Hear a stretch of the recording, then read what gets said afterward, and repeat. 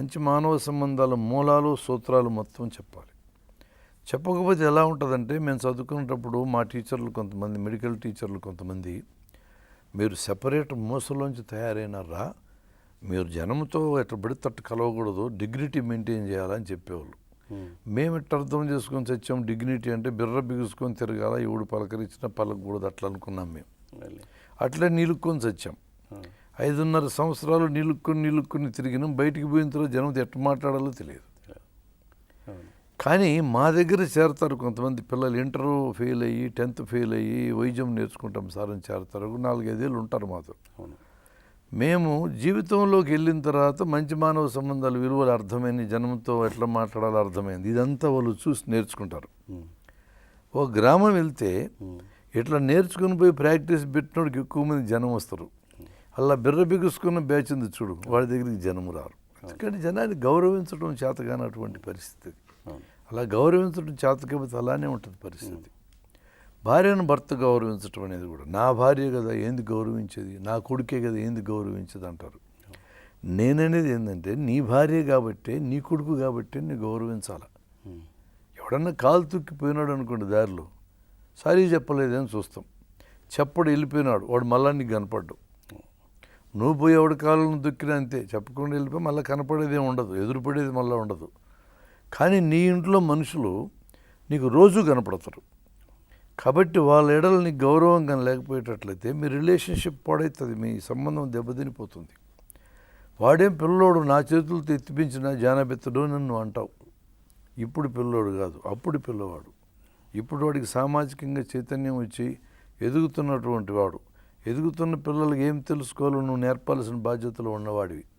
ఎప్పుడు కూడా ఎక్కువ వయసు ఉన్న వాళ్ళకి ఎక్కువ బాధ్యత ఉంటుంది, ఎక్కువ తెలిసిన వారికి ఎక్కువ బాధ్యత ఉంటుంది, ఎక్కువ పై పొజిషన్లో ఉన్న వాళ్ళకి ఎక్కువ బాధ్యత ఉంటుంది. ఇది సూత్రం, సామాజిక సూత్రంలో ముఖ్యమైన సూత్రం.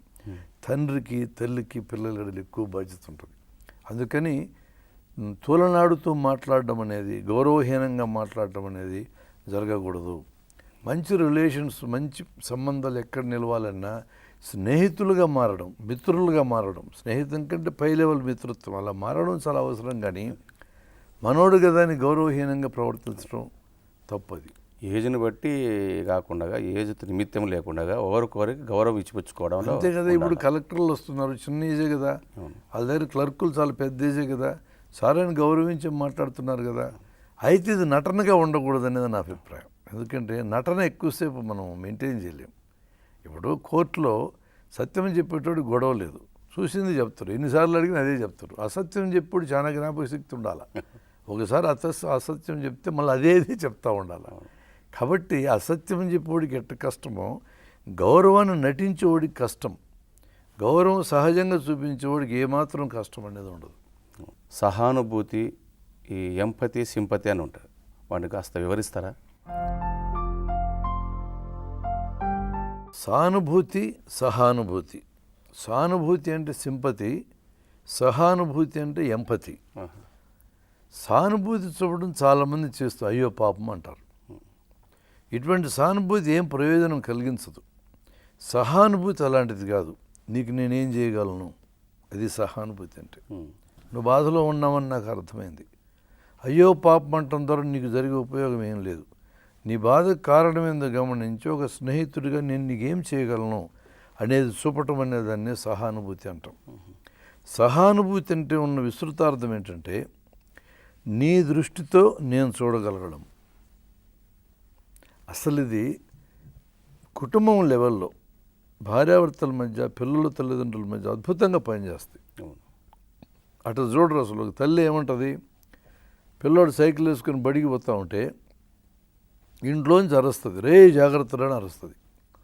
వాడు అక్కడ తలకాయ టెగరేసి తెలుసులే అంటాడు వాడు. ఇది సంఘటన. సహానుభూతి రిలేషన్లు ఉందనుకోండి, తల్లి ఎలా ఆలోచిస్తుంటే, నేను ఇక్కడుండి అరుస్తున్నాను, వాడు తలకాయ ఎగరేసినాడు అంటే ఈ అరుపు వాడు స్నేహితులు కూడా వినపడితే, ఏందిరా మీ అమ్మ ఈ విధంగా ఇంతలా జాగ్రత్తలు చెప్తాంది, నువ్వు మీ అమ్మ కొంగుకు ముడేసుకుని పోయిన ఎగతాళి చేస్తారేమో అని వాడు భావించి తల ఎగరేసినాడని ఆమె అర్థం చేసుకుని, సరే ఇప్పుడంటే నేను జాగ్రత్త చెప్పినా కానీ ఇంక 2 కిలోమీటర్లు స్కూల్ దాకా పోవాలి కదా, ఈ దారిలో ఎవడు చెప్తారు జాగ్రత్తలు, వాడికి ఆ విధంగా సైకిల్ సొంతంగా తొక్కుకొని పోగలిగిన శక్తి వచ్చింది కాబట్టి వెళ్ళాడు అని అనుకుంటే ఈమె ఆ మాట వాడదు. సరే, ఆడి వైపు నుంచి చూద్దాం. వాడికి సహానుభూతి అని అండర్స్టాండింగ్ ఉంటే అవతల దృష్టితో చూస్తే, అదే నా తల్లికి నా మీద ఎంతో ప్రేమ ఉండబట్టి జాగ్రత్త చెప్తా ఉంది, ఆమెను నేను తప్పట్టాల్సింది ఏం లేదని అతను ఆలోచిస్తాడు. ఎవరైనా మనిషి తన బాక్స్ లోపల ఉండి ఆలోచించాడు అనుకోండి, బాక్స్ అంటే ఒక రకమైన క్లోజ్డ్ చోటు, అందులో కూర్చొని నేను చూసేదే సరైంది, నా ఆలోచన సరైందని అనుకుంటా ఉంటే అర్థం కావు. ఎదుటి వాళ్ళ ఆలోచన ఏందో అర్థం కావాలి. భార్యాభర్తల తగాదాలు మీరు గమనించండి. ఎంతసేపు ఉన్న ఈ తగాదాల వాళ్ళు ఫిర్యాదులన్నీ అవతల వాళ్ళు అట్టడం లేదు ఇట్టడం లేదని మాట్లాడుతూ ఉంటారు. నువ్వు ఎట్టు ఉండాలా అనేది మాట్లాడవు.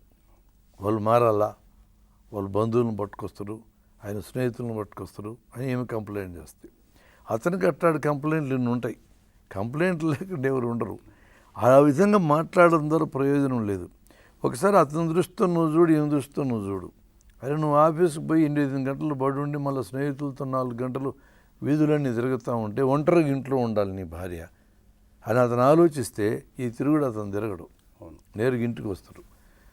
నీ కోసం నేనేం చేయగలను అనటమే సహానుభూతి అంటే. నీకు కావాలా, నాకు ప్రేమ లేదు నా భర్త నుంచో భార్య నుంచో నువ్వు మాట్లాడినప్పుడు నీకేం కావాలో నువ్వు గుర్తించినావు కదా, అది నువ్వు ఇవ్వడం మొదలుపెట్టు, నీకు తిరిగి వస్తుంది. ఎక్కడని ఇదే గొప్ప సూత్రం. సహానుభూతిలో కూడా ఈ సూత్రమే పనిచేస్తుంది. చాలా సినిమాలలో చూపిస్తుంటారు సార్, శవము చనిపోయి ఉంటారు, ఆ పేషెంట్ చనిపోయి ఉంటే శవం ఉంటుంది, డబ్బులు కట్టిపోని అంటుంటారు. ఇది సమంజసమేనంటారా? ఆ డాక్టర్లకు కానీ హాస్పిటల్కి కానీ ఆ డబ్బులు లేకుంటాయి, చనిపోయినాక డబ్బులు అడగకూడదని నా అభిప్రాయం. చనిపోవడానికి కారణం నువ్వు కాకపోవచ్చు, బట్ బాధలో ఉన్నాడు. బాధలో ఉన్నవాడికి కావాల్సింది సానుభూతి కాదు, సహానుభూతి. సహానుభూతి ఇవ్వాలా నువ్వు, సానుభూతి కూడా ఇవ్వాలా. ఇవ్వకపోగా శవాన్ని మార్చిరోళ్ళు పెట్టి 5,000 బ్యాలెన్స్ను కట్టేదాకా నీకు ఇవ్వనానంటే, ఒకవేళ బిజినెస్లో ఇది కరెక్టేమో, ఇట్లాంటి బిజినెస్ కూడా బతకదని నేను అంటున్నా. బిజినెస్లో కూడా తప్పే. నువ్వు చూడలేకపోతే, అవతలోడు దృష్టితో నువ్వు చూడలేకపోతే నీ బిజినెస్ కూడా పెరగదు, ఫ్లరిష్ కాదు. నేను చిన్న ఎగ్జాంపుల్ చెప్తాను నీకు. ఓ డిపార్ట్మెంటల్ స్టోర్ ఉంది. నువ్వు కస్టమర్కి వెళ్తే నీ బ్యాగులు పట్టుకొచ్చి నీ బండి దగ్గర ఇచ్చిపోతుంది ఒక స్టోరు, నిజంగా ఇవ్వాల్సిన అవసరం లేదు. మరొక స్టోర్ ఉంది, నీ సావు నువ్వు చావాలా, 4 సంచులు 5 సంచులు మోసుకొని సావాల్సిందే నీ బండి దగ్గరికి. ఈ రెంటిల్లో ఎవరికి ఎక్కువ బిజినెస్ జరుగుతుంది? రెండో వాడికి జరుగుతుంది. ఒక LIC ఏజెంట్ ఉన్నాడు, ఏజెన్సీ కట్టించినాడు, ప్రీమియం పట్టుకెళ్ళినాడు, మళ్ళీ కంటికి కనపల్లా. మరొక ఏజెంట్ ఉన్నాడు, నువ్వు ప్రీమియం కట్టినాక నీకు ప్రతి క్వార్టర్లో రిమైండ్ చేస్తాడు, గుర్తు చేస్తాడు, నువ్వు ప్రీమియం కట్టాలి సార్, డబ్బులు నేను కట్టి వచ్చి నీకు రసీదు ఇస్తా అంటాడు. ఎవరికి ఎక్కువ బిజినెస్ జరుగుతుంది? సర్వీస్ కంటిన్యూ చేస్తున్నాడు ఖచ్చితంగా. అందుకని ఎక్కడైనా ఇదే సూత్రం. శవాన్ని అక్కడ పెట్టి డబ్బులు అడగటం సరైన పద్ధతి అయితే కాదు.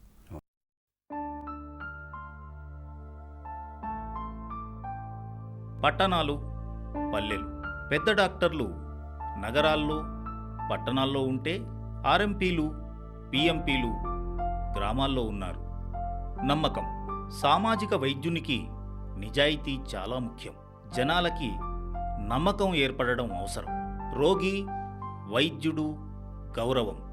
రోగికి వైద్యుని మీదున్న గౌరవం కంటే వైద్యునికి రోగి మీద కాస్త ఎక్కువగా గౌరవం ఉండాలి.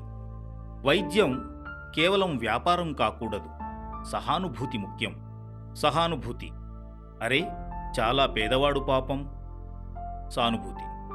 ఇతనికి తక్కువ ఖర్చులో మంచి వైద్యం చేయాలి అన్నది ఆలోచన. మందుల ఖర్చు మాత్రం తీసుకొని డాక్టర్ ఫీజు మాఫీ చేయాలి. ఇది చర్య. పైవన్నీ కలిస్తే సహానుభూతి అవుతుంది.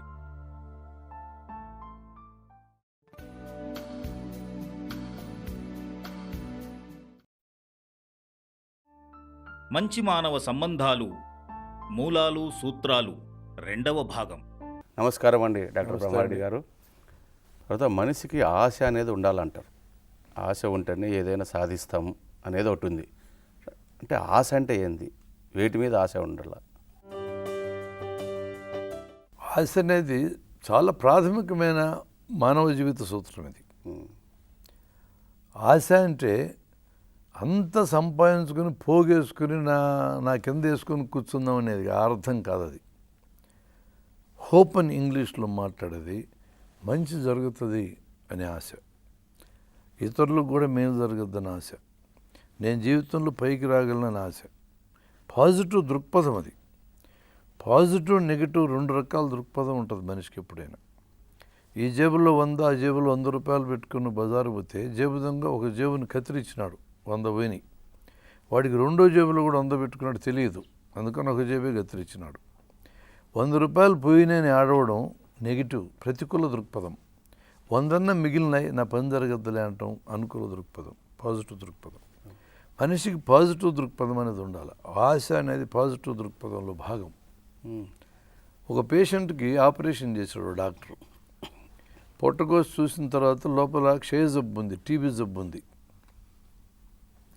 మూతేసినాడు. సహజంగా పేషెంట్ని కూర్చోబెట్టి నీకు ఆపరేషన్ చేసినాయా అయిపోయింది, కానీ లోపల పుండు ఏదో ఉంటుంది అనుకుంటే పుండు ఉండలా, టీబీ జబ్బు ఉంది అన్నాడు. ఏముంది సార్ అన్నాడు వాడు. టీబీ జబ్బు అని మాట్లాడగా ఏముంది సార్ అని ఒక యాంగ్విష్తో ఒక ఆదురత అడిగాడు.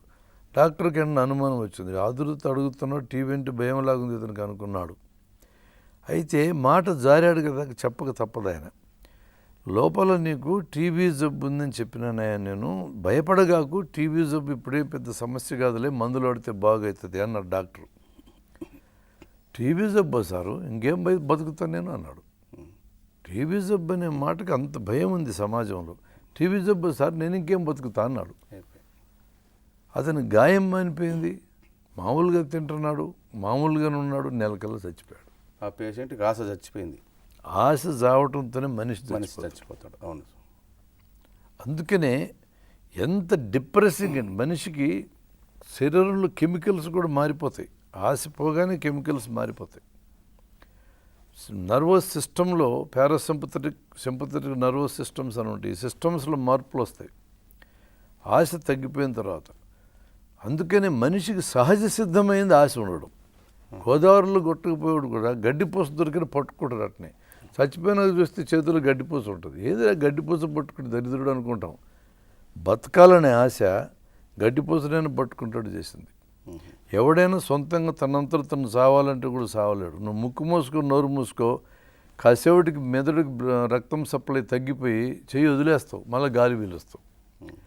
వాడు బలంతాన బండగట్టుకుని బాయిలో దుఃఖాలు సావాలంటే, అంతేగాని బలంతాన చంపుకుంటే సావాల్సింది తప్ప మామూలుగా అయితే చచ్చిపోయే అవకాశం లేదు.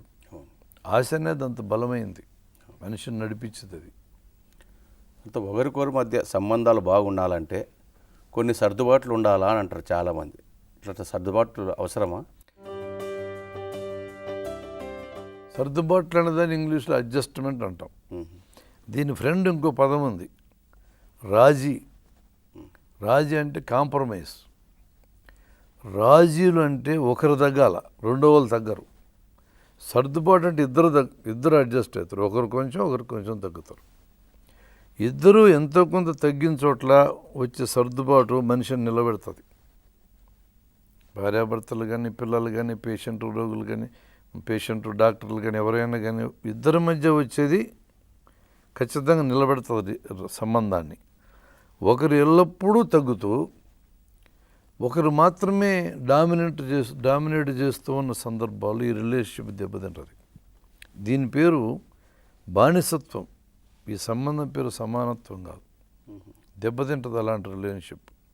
30 ఏళ్ళ పాటు ఒక ఆమె భర్తకి సేవలు చేస్తూ ఉంది, ఒక్క మాట మాట్లాడకుండా. 2 పిల్లలు, 30 ఏళ్ళు వంట వండి పెడుతుంది, ఇంటి పని అంతా చేస్తుంది. నువ్వు లెక్కేస్తే కసు ఊడిసిన దానికి డబ్బులు, బట్టలు ఉతికిన దానికి డబ్బులు, వంట వండిన దానికి డబ్బులు, ఇటన్నిటికి డబ్బులు లెక్కేస్తే నీ జీతం సగం లేచిపోద్ది. 30 ఏళ్ళు పనిచేసినాక ఆ టైంలో ఆమె చిన్నప్పుడు ఆమెను ఎత్తుకొని పెంచినటువంటి తన గ్రామంలో ఉండే ఒక పాలేరు ముసలతను వచ్చి, అమ్మ నా మనవరాలకి పెళ్లి చేయాలా, ఏమన్నా డబ్బులుంటే కొంత ఇవ్వమని అడిగాడు. 2000 ఇచ్చి పంపిస్తుంది. అంటే 2000 నా ఇంట్లోంచి తీసిచ్చే హక్కు నాకు ఉందనుకుందామే. సాయంత్రం భర్త వస్తే విషయం అంతా చెప్పింది. పలానా పాలేరు నాగప్ప అని ఆయన వచ్చినాడు, ఆయనకి 2000 ఇచ్చిన మనవరాలు పెళ్ళికి. మా ఊళ్ళకి